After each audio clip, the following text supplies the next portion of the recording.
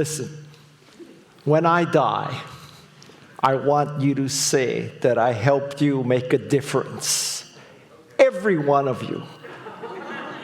I want Larry in the back to say I helped him fight racial injustice, and Brooke, the social divide, and Jess, mass incarceration.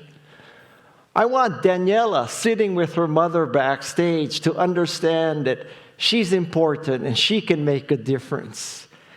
And I want Luz, that first-generation college student, to also make a difference. So I've been very fortunate. I have a podcast, and this podcast, I have very remarkable people on it. People like Jane Goodall, Stacey Abrams, Angela Duckworth, Stephen Wolfram, Stephen Wozniak. And now over the past 5 years, I've had 250 of these people. And now, I have 250 hours and 5,000 pages. And I looked at that and I said, this is too much for people. So now I've distilled this into this presentation.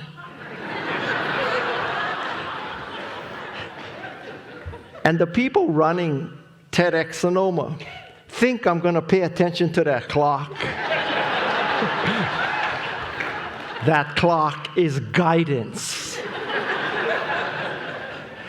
So I'm going to use a top 10 format to explain to you the best techniques to make a difference, to change the world, to dent the universe, to become a remarkable person.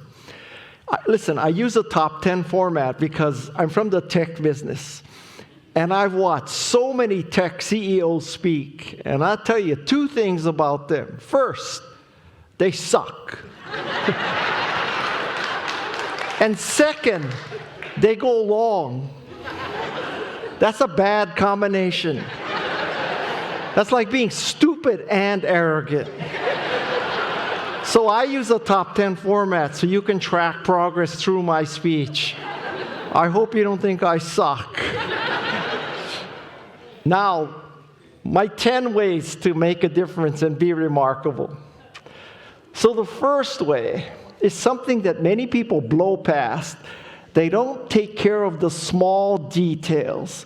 And I'm imploring you, people make judgments about you all the time, every one of you. And you make judgments too, and it's the small things. For example, if your email address is at AOL.com, or if your email address is at Yahoo.com, it's time to put on the big boy pants and the big girl pants. People are judging you. If your avatar is clipped out of a wedding reception or a sorority get-together or a fraternity party, you're doing yourself a disservice. People are not going to take you seriously. So sweat the small details. That's step number one. Step number two, all of you should read the book by Carol Dweck called Mindset. Carol Dweck is the mother of the growth mindset. And the growth mindset means that you are not static. You can learn new skills. You can become a better person. The fixed mindset means you think you are what you are and you cannot be any better. It also means many people think they are what they are and they cannot get any worse. Arguably, that's more dangerous. Listen, at 44, I took up ice hockey. 44 is 40 years too late to learn ice hockey. I even played in the Santa Rosa rink, right? The Snoopy tournament. Oh my God, what an experience. Speaking of local experiences, I got to tell you, I went to Willowwood this morning. That is a life-changing restaurant. Oh my God, yeah. I love that restaurant. I'm coming back. The polenta and eggs, I highly recommend. Yes, yes. So now that's the growth mindset. Embrace that growth mindset. And I'll give you a power tip never before heard at TEDx. Carol Dweck is the mother of the growth mindset. A woman named Mary Murphy is the daughter of the growth mindset. She's Carol Dweck's protege. And she came up with this brilliant idea. Carol Dweck, the growth mindset is in your head, right? You believe you can grow or not. Mary Murphy came up with this idea that it's not just what's in your head, it's the environment that you're in. So you need to be in an organization that supports the growth mindset and doesn't believe that you're a genius or a bozo and you cannot be any different. Embrace the growth mindset. The next point is embracing vulnerability. This is the flip side of the growth mindset. Embracing vulnerability means that, well, vulnerability comes from a Latin word, vulnus, meaning wound. So you're willing to embrace a wound. Believe me, if you start hockey at 44, you embrace wounds. I started surfing at 60. That's 55 years too late. I've embraced many wounds. You have to learn to embrace vulnerability. That's the flip side of growth. The positive side of vulnerability is growth. If you're not being vulnerable, you're not growing. Embrace vulnerability. The fourth thing is to make yourself indispensable. This I learned from Andrew Zimmern. Andrew Zimmern of Bizarre Foods. Can I tell you a funny story? So a long time ago, the mark of a good TEDx speaker is you never get off track. The mark of a great TEDx speaker is you can get off track and come back. I'm going to show you that. One of the pressure points of TEDx is you're in this red dot and this light is on you. And I see sometimes, every time I get really excited, I see spittle flying out, right? So I just want you to know I'm conscious of that. I've been tested recently. But a very good rule of thumb is the more spittle, the better the speaker. Because I saw Tom Peters speak once, and he is the freaking Niagara Falls of spittle. All right, so Andrew Zimmern, Bizarre Foods. Make yourself indispensable. You want to get ahead in the world? You want to make a difference? You want to dent the universe? You want to be remarkable? Make yourself indispensable. Luz, I hope you're listening to this because this is especially true for young people. You may think, oh my God, I got to get work-life balance. I don't want people to take advantage of me. I have to have this arm's length. I'm telling you, that's not how the world works. You make yourself indispensable. You do whatever it takes because indispensable people get more opportunities. Andrew Zimmern, 30-year-old intern for a TV station in Minnesota. The station manager says, we have to lay cable. Who can help? Andrew Zimmern, I'll go. The station manager says, I need someone to help with the lighting of an interview. Andrew Zimmern, I'll go. We need somebody to edit the video. Andrew Zimmern, I'll go. That's why Andrew Zimmern is a James Beard Award winner. That's why he has Bizarre Foods. That's why we know who Andrew Zimmern is. That's how Andrew Zimmern began making a difference.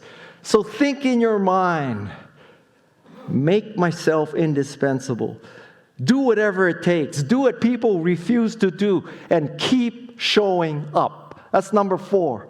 Number 5. Never before seen at TEDx. Number 5 is really simple. You want to make a difference. You want to be remarkable. Do good shit. It's that simple. Remarkable people who make a difference, they do good shit. Steve Jobs makes a great computer, a great phone, a great tablet, a great retail experience. Jane Goodall, look at all the good shit that Jane Goodall has done in her career. So, you have to have a high bar for yourself. Do good shit. Many people associate me with evangelism, secular evangelism. Basically, there was Jesus, and then there was guy. It was 2,000-year gap.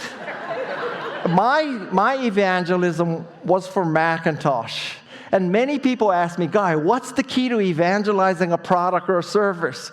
And I'll give you the answer. The answer is called Guy's Golden Touch. And Guy's Golden Touch is not whatever I touch turns to gold. Guy's Golden Touch is whatever is gold, Guy touches. So what I'm trying to tell you is, if you do good shit, it's really easy to be an evangelist. Because it's easy to evangelize good shit, and it's hard to evangelize crap. Number six is many people believe that the idea is the hard part. You know, Eureka, I thought of this. Now it's easy. It's just implementation. My experience is it's just the opposite. Good ideas are easy. Implementation is hard. You need to get beyond the Eureka stage and actually make a prototype, ship it, get it out there. You got to get beyond Eureka if you want to make a difference. Ideas are easy. Implementation is hard. Number seven is this. Many people are concerned about their motives, right? I want to end climate change. I want to, redo the universe. I want to do all these great things. And then when other people hear them express that at TEDx, you get intimidated. Like, oh my God, I don't have such a highfalutin, wonderful motive. And I'm telling you, don't sweat your motives. What's more important is that you are motivated, not what motivates you. So let me tell you a story. It's about 20 years ago. And I was in Menlo Park, and I was driving a Porsche 911. And as anybody who drives a Porsche will tell you, you're basically a smug asshole driving this car, right?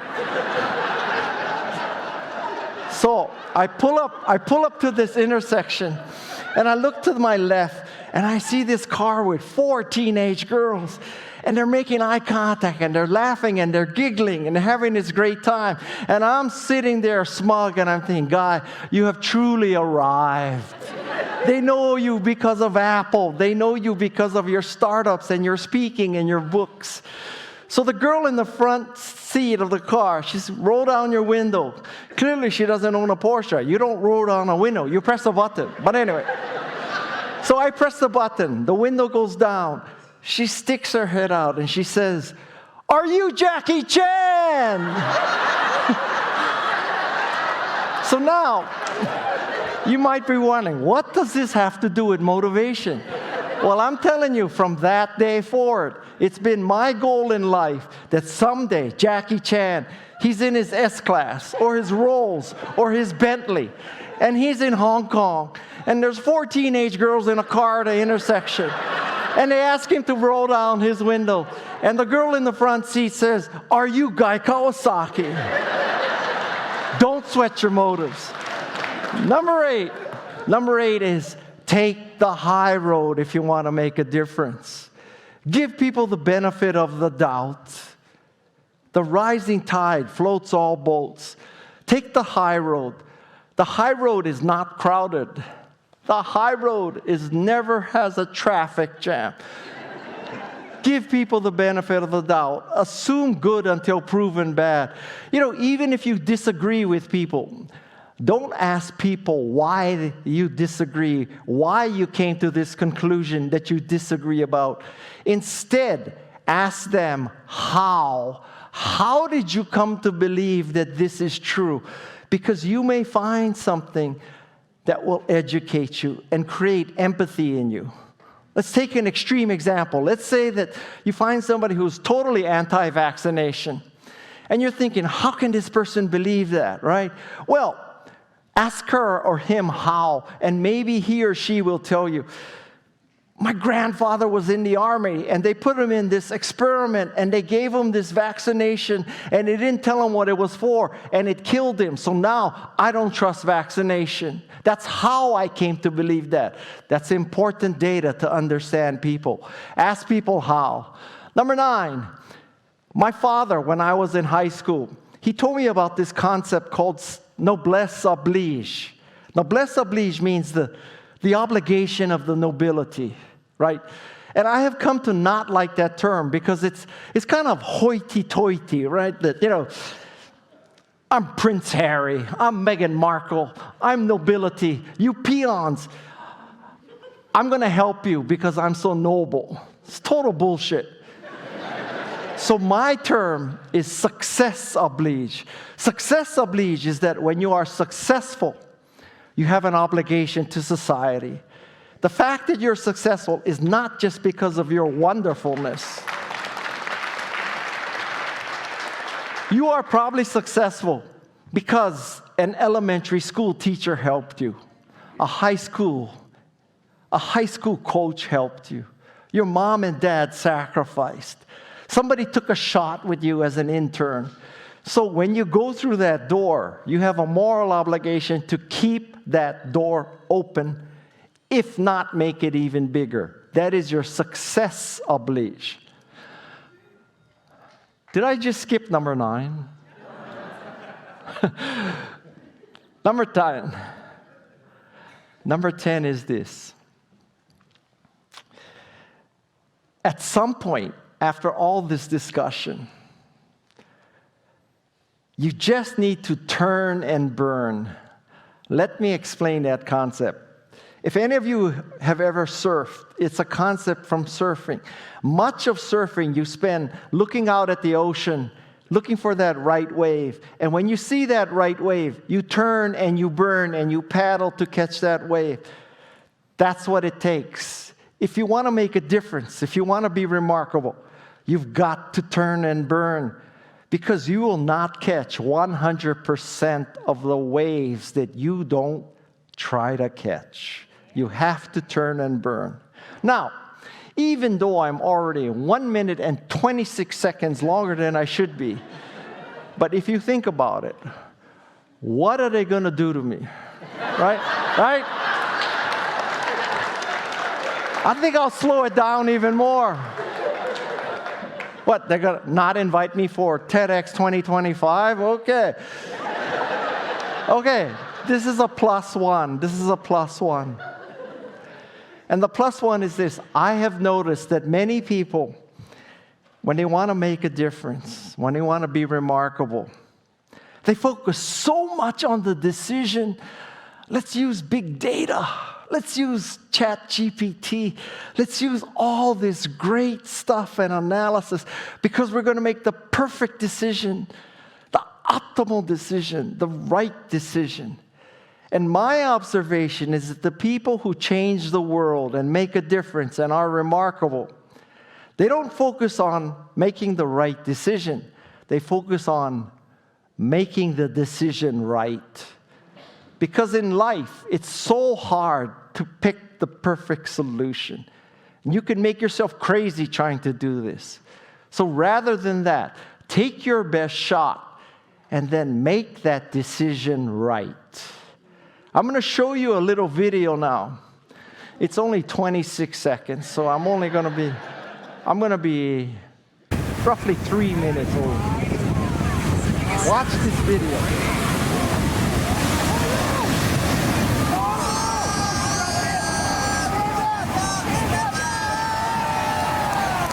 Okay, let me explain what you just saw. Maybe they can run it again after. I'm going to explain it, and maybe there's 4 guys back there. Maybe they can run it again. I'll explain what you just saw. This is a surfing competition.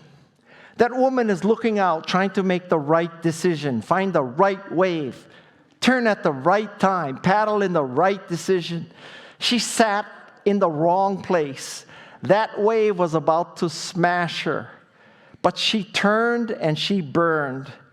And she took a terrible wave that was going to just implode upon her. And she caught that wave, and she even stood up on the board, and she even cross-stepped. That is a real-world example of making your decision right. The wrong decision was made. The wrong decision was made arguably even for her. She had no choice. but she made the decision right. And that's the last thing I want to tell you about how to make a difference and be remarkable. So now all of you, I want you to go out there and turn and burn and make your decisions right. Thank you.